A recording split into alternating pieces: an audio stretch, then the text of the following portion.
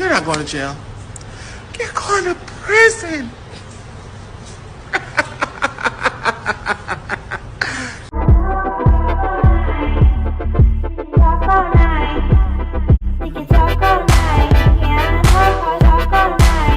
Pretty Little Liars is full of many things. Menacing text messages, raging plot holes, simultaneously cute but strange outfits, and many, many terrible relationships.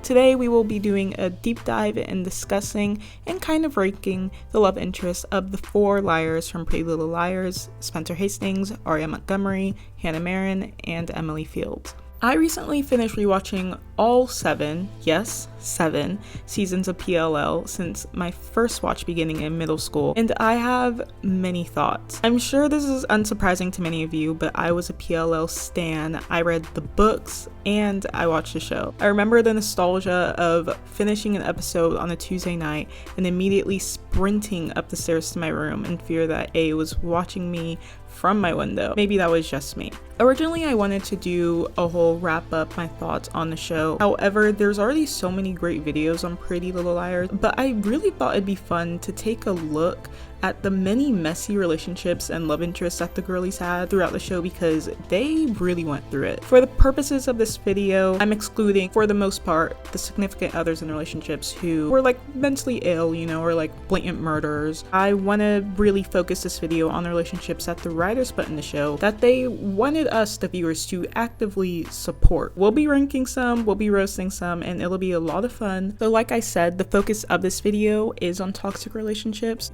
So this is a trigger warning for grooming, SA, and also underage relationships. We have a lot to get through, so let's go. Now, I'm calling this section Jack on the Titanic because the significant others in the relationships weren't actually terrible people. It was close to me liking them, but it wasn't enough for me to ship it. If the significant others in this category were Jack from the Titanic, I would still pull a rose and keep the door for myself and let them sink.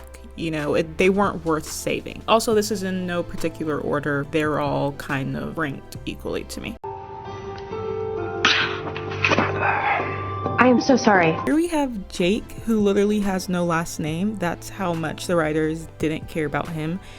He was Aria's martial arts instructor from season 4, and he and Aria got into a relationship. And I actually really liked him and Aria together. I remember being annoyed with Aria because at the time she kept trying to compare Jake with Ezra. Like, sorry Aria, not everyone's gonna like old movies, and that's okay. I see a black and white movie on TV and I think something's broken. What kind of a jam? I don't know. You're kidding, right? What has me dead is the last time we see Jake is when A puts a bunch of knives in his punching bag and he injures himself, and that's literally all we ever hear of him. And I find that hilarious. The writers absolutely did not care about this man. The main issue, and it's why he's in this section and why most of these people are in this section, as you will see, and it's a huge issue, is that we don't know how old he was. Like, I know for sure this man was not attending Rosewood High. I know that for sure. Aria was clearly a minor, and we can only assume that this was a grown man, and the show just carried on like it wasn't a problem. So that automatically put him in this section. First you take his phone, then you take his car. What's next? I actually don't answer that. You may be asking why the last name sounds familiar, and it's because he was Ezra's little brother, and he and Aria did in fact kiss while she was dating Ezra still. Surely one of them told Fitz. No, it happens, and Aria's guilty for like a second, and it's never brought up again. Now, hot take, I actually didn't mind that Aria and Wes kissed. He was actually an age-appropriate option, which with this show, anytime one of the girls is paired with someone who's actually their age, I automatically try to support, because it's so rare in Pretty Little Liars. They do not date people who are their age. I don't know what is going on in the writing rooms. I don't know what was happening, but they were like, age-appropriate relationships, out the window. Also, Wes actually had the personality and was charming, but he was Aria's boyfriend's brother, so that got him bumped to Jack on the Titanic. I also care about you. I wanted to tell you in the off chance that you might feel the same way. Jason DiLaurentis. Ari and Jason DiLaurentis were like a on and off again thing. I hated it at first because like their thing started in season 2 while she was, say it with me everyone, underage, and he had already graduated high school, you know, he's a grown adult. But I always kind of liked their friendship and I liked their relationship. And when they got together post time jump, that just sounds bizarre to say, but when they got together post time jump, I didn't mind it, you know, I really liked them together. I haven't told Allie or Ezra or anyone. So let's keep it our secret. And I really supported him because he wasn't Ezra Fitz. And Aria with anyone besides Ezra Fitz, I love to see it. So pre-time jump, it's Jack and the Titanic. Post-time jump, they deserve better. It is just a movie, so if you don't want a big commitment, we won't get the large popcorn. Samara Cook was one of Emily's brief love interests. They met in season 2 when Emily was coming to terms with her sexuality, and Samara ran an LGBTQ+ support group. I was really excited for them. They were cute, but guess what I came to realize while I was rewatching? Samara was a full adult. Riddle me this, PLO writers. Why is almost every adult in Rosewood obsessed with dating high schoolers? What's going on? In their minds, are they not like, let me try to date someone who's not in high school? So yeah, can't support them because I foolishly thought Samara was like this girl who went to a different high school who had like a pride like support group. No, she owned the group. She was the organizer. She ran it because she was an adult. What was that for? Do over. So Talia was the cook who worked at the brew with Emily in season 5. She was the one, you know, with the open marriage while Emily was still a senior in high school. Would someone please tell me her relevancy in the show? This whole relationship, this brief thing that they had, there was actually no point to it. It added nothing to the plot. But I think season 5, they were just pulling stuff out of the air. I don't know what they were doing. They don't even break up. Like Talia, she just disappears. For all we know, A could have gotten her. You know, rip Talia. Wouldn't that make her think that you were still interested? Yes, probably. Did I mention how bad I am at relationships? So Jonny was the college student who was living in Spencer's barn, who would like randomly ask her for eggs and like dig through her trash to like make stuff with his art. I think they just had like a kiss. She was in her Reputation era, Spencer was, when she was like hanging out with him. You know, she was turning into a little radio rebel. She was like, do I go to college? Do I not? And this guy, honestly, he was a mess. Like, he was a hot mess. We had to get off the plane. I was fast asleep. I got wheeled around in a luggage cart by a bank teller from Parma, Ohio. Like, I thought they were fine, but I couldn't really support them because I don't know how old this man is. I know for sure he isn't in high school because he's in college. Apartments are flats. Trucks are lorries. Sweaters are jumpers. Miss B. Spencer. And then there's Colin, who Spencer goes to visit. So Spencer flies out to, I believe, like England for a college interview. And she stays with Melissa and her roommate, which is this guy named Colin. And they kiss too. In both of these scenarios, Spencer's a senior, so she could have very well been 18. But I don't know. She was 16 when the show started, which was junior year. So I'm assuming she's 17 senior year. I don't know how time works in the PLO universe. No one knows how time works in the PLO universe. They make up time because if you look at the timeline, it doesn't add up. At this point, it's happened so often that any person who the girls are dating who aren't in high school, I'm not supporting it. It's great quality. Don't lose it. I actually liked Holbrook in the beginning. Like his character, he was funny. And then the writers just decide to like screw up his whole character arc and made him like go off the rails for absolutely a reason I can't understand. But I really enjoyed his and Hannah's friendship because I felt like he was one of the few people that actually saw Hannah as like an intellectual person and someone who could have serious conversations with. Like they frequently talked about the books that they liked, and it was a fun platonic friendship. And then Marlene, King and company decided to have Hannah kiss him for what?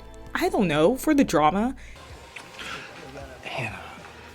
Oh my god, I'm so sorry. I don't know why I just did that. And it was just this whole messy thing when they had a good friendship going on. Yet another case of a minor kissing a grown man. Add it to the list. This video would not have been possible without the lovely sponsor NordVPN. You guys, internet security is so important today more than ever, and that's why you need NordVPN. A VPN encrypts your data and protects your information from people like hackers and other third-party organizations.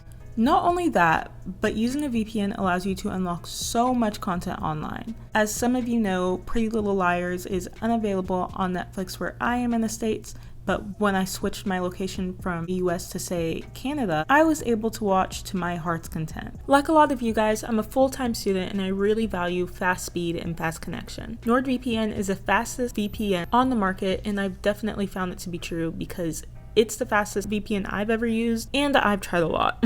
One of the best things about NordVPN is that it works worldwide. With over 5,200 servers, you can easily find one near you. To protect your privacy online and unlock so much new content, visit nordvpn.com/basicgorl and use code basicgorl to get a 2-year plan plus an additional 4 months at a big discount. Thank you again to NordVPN for sponsoring this video. Now let's dive back in. So I'm calling this section Therapy GoFundMe because I would literally pay these individuals. I would fund their therapy sessions because they so desperately need it. What the hell? I know what you're doing. So Paige, I don't think there's a love interest that I dislike more than Ezra, Paige, and Wren. Like, they're the chaotic trinity. I despise all three of them. I want to see all three of them suffer. Here's a simple piece of advice for everyone, alright? Listen closely. If someone tries to drown you in a pool, do not date them. Don't enter into a romantic relationship, even a friendship. I would recommend staying away from that person. I thought this was common knowledge, like I thought this was common sense, but according to Emily Fields, it is not. And from day one, Paige was just disturbing. The fact that I get stuck with her for so many seasons is truly torture. Like, you think she's gone, and then she just pops back up again. I can't even get rid of her post-time jump. There she is again, terrorizing me. Again, her obsession and protection over Emily is strange, it's weird. Do you want to show me your future dorm room? Or should I say ours? Slow down. It's not endearing, it's concerning. And she did so many problematic things to Emily that were just like never addressed. And I was living in constant fear of her. Just because we kissed in the library, Emily, doesn't mean I'm into you like that. So the last person in this section is none other than Alison DiLaurentis. I'm so sorry to Alison and Emily shippers. I didn't like them. I don't think there's a person who I liked that Emily dated except Maya. After Maya, everything just went downhill constantly. The consensus with Alison is that Alison was way better before they brought her back to life. Pre-Alison's disappearance, right? She was manipulative towards Emily. Like, she knew Emily liked her, she liked Emily, but like, she was super manipulative. But the thing is that she owned it, you know, she used that, she was unashamed of it. I hope not. Because if you were, that would make you a skink. Was it good? It was still toxic, definitely. But then you have her come back to the show, and she's supposedly supposed to have changed. However, whenever her and Emily trying to get back on track, she is still so manipulative. She just pulls Emily along because she knows that Emily will do whatever she wants, and she takes advantage of that. I didn't tell you everything because I was afraid that I was gonna lose you. She just does it out of habit, and it's just, I couldn't ever get behind them. Like, I wanted to really like them. Alison, I just found her so boring when they brought her back to the show. She lost like all of her power and all of what made her just menacing. They had such a good character with Alison, and it just went downhill, but that's another video. So many people also discuss this. I'll also list videos in the description below for you guys to watch because there's so many good people making content on PLL and like character development and things like that. Alison, she needed to be in therapy, like actual therapy, not being treated by some psycho who is pretending to love her and steals all her money and like is a murderer. No, she needs to be in like actual therapy. I was not surprised to see that Allie and Emily didn't make it in The Perfectionist, that like spin-off that they tried to do. It was actually pretty good. I enjoyed it. Allie and Emily haven't gotten a divorce, and I'm like, definitely see it.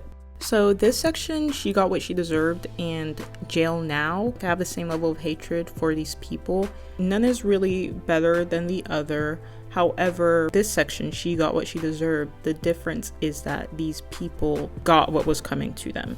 And that's a differentiation. You know, in Jail Now, they're free. They're free to continue to terrorize television. And at least in She Got What She Deserved, they actually suffered. And, you know, justice was served. Okay, I get it. No guys allowed. Ian Thomas, a serial creep, constantly dating minors. Dated Melissa, Spencer's sister. Spencer and Melissa are 5 years apart. He dated Melissa, right? And then he gets with Allie, and then he also gets with Spencer. Who else knows besides your little friends? No one. That better be the truth, or someone's gonna get hurt. I really want to have a conversation. What was happening in the writer's room? What chokehold did underage relationships have on these people? I understand the show is based on the books. I read the books. Some of this stuff happened in the books. However, all of these other additional characters, it's weird. It's a weird theme throughout the show.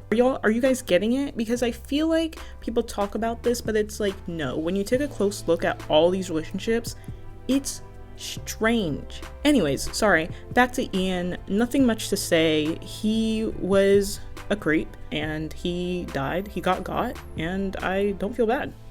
I turned his ashes into an eternity's stone because diamonds last forever. This next person I despise completely and utterly. I feel like you can definitely feel my visceral anger towards these people reading Wren Kingston. The PLO writers said, I see Ian Thomas, right? And I raise you a Wren Kingston. I feel like Ezra got a lot of the heat, at least in the beginning of the show, for dating a minor, which he rightfully deserved. But it didn't really sink in for me how much of a menace Wren was until this rewatch. This man was a full-on predator, and no one did anything about it. So when we first meet Wren, he is engaged to Spencer's older sister, Melissa, and he is a doctor already. I think he's 22, 23. But things work, he's from the UK, things work differently there. So he's already a doctor and he's doing his residency, I believe, in Rosewood, or at least he will as the show progresses. And at the time the show starts, Spencer is 16. I'm baffled by the way this man tried to get with every teenage girl in his vicinity. To backtrack, Wren was engaged to Melissa, right? Okay, then he kissed Spencer, which led to him and Melissa calling the wedding off. You would think he'd maybe, reevaluate his life decisions, but no, he actively continues to pursue Spencer, and they have this uncomfortable, forbidden romantic fling. Perhaps my real mistake was falling for the wrong sister that we were supposed to be rooting for or something. I don't know. Anyways, he and Spencer don't work out, and down the line he has a thing with Hannah. Meanwhile, she's also still underage and in high school. I've been thinking about it too. Actually, not much else since then. It can happen again. I sleep peacefully knowing his ashes got turned into a necklace, and I think that justice was probably the best thing that I took from PLO. It almost made up for all the turmoil, almost, but not quite. Ladies and gents, this is the last section, titled Prison Now. Pretty self-explanatory. Mom invited Maya to stay with us tonight. What kind of jammies do you think New Girl wears? You may not remember him because he's irrelevant trash, but he was Emily's boyfriend in season 1, and he was just really disgusting and really sleazy, and he and Emily were dating. But what earned him his jail now card is when he tries to essay Emily in the locker room. Luckily, Toby busted in and started beating him up. Holy crap. The person who I'm sure first came to mind when you saw the title of this video, Mr. Ezra Fitz. I could write a thesis on how much I detest Ezra Fitz. We start the show thinking that when he and Arya first met and hook up, that he doesn't know she's in high school. Only to find out later, he knew she was in high school. He knew she was underage and actively sought her out. Not only that, but he had a history of dating underage girls because he also dated Allison. I met Allison in college. She lied about her age and I believed her. The man, I keep saying creep, but like I don't know how else to describe it. I will never forgive Marlene. Marlene, writers, are you listening to me? I don't forgive you guys. You made me root for this disgusting student-teacher relationship when I was like in 8th grade. What was that about? The way that you guys had children in shackles over this relationship, hoping that they would work out. And for what? It was disgusting.